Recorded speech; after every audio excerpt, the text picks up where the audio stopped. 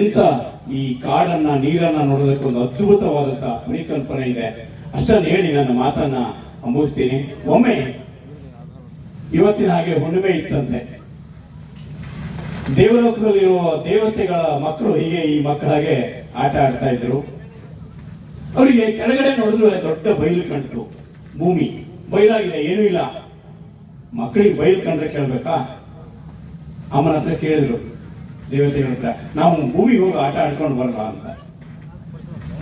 ದೇವತೆಗಳು ಪರ್ಮಿಷನ್ ಕೊಟ್ಟರು, ಆದ್ರೆ ಒಂದು ಕಂಡೀಷನ್ ಹಾಕಿದ್ರು, ರಾತ್ರಿ ಹೋಗ್ರಿ, ಬೆಳಗಾಗೋದ್ರೆ ವಾಪಸ್ ಬರ್ರಿ ಅಂತ.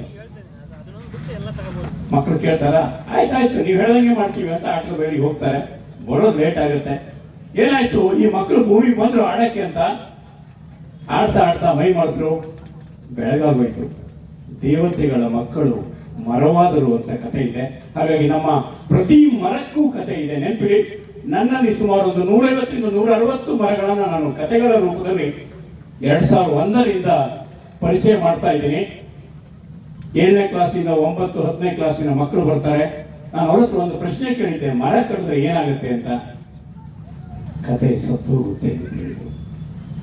ಕತೆ ಸಾಯಬಾರ್ದು, ಅವು ಚಿಗುರು ಬೆಳಿಬೇಕು, ಬೇರಿಳಿಸಬೇಕು, ಬೆಳಿಬೇಕು. ಬೆಳೆಯುವ ಎಷ್ಟೋ ಕಥೆಗಳಿವೆ, ಸಣ್ಣ ಸಣ್ಣ ಕಥೆಗಳಿದಾವೆ. ಈ ಹಸಿರು ಗಿಡಗಳಂತ ಕಥೆಯನ್ನು ನಿಮ್ಮನೆ ನೀವು ಒಯ್ತೀರಿ ಅಂತ ಕೇಳಿದ್ದೀನಿ.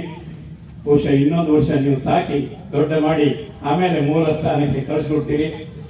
ಮಕ್ಕಳ ಹಾಗೆ ಮರಗಳನ್ನು ಬೆಳೆಸೋಣ, ನದಿಗಳನ್ನು ಉಳಿಸೋಣ, ಕೆರೆಗಳನ್ನು ಉಳಿಸೋಣ. ಆ ಮೂಲಕ ನಮಗೆ ಅನ್ನದ ಆಧಾರವಾದ ಕೃಷಿಯನ್ನ, ನಾಡನ್ನ ಬದುಕಿಸೋಣ ಅಂತ ಹೇಳಿ ನಿಮ್ಮೆಲ್ಲರ ಪ್ರೀತಿಗೆ, ಪ್ರೋತ್ಸಾಹಕ್ಕೆ ಕೃತಜ್ಞತೆಗಳು. ನಮಸ್ಕಾರ.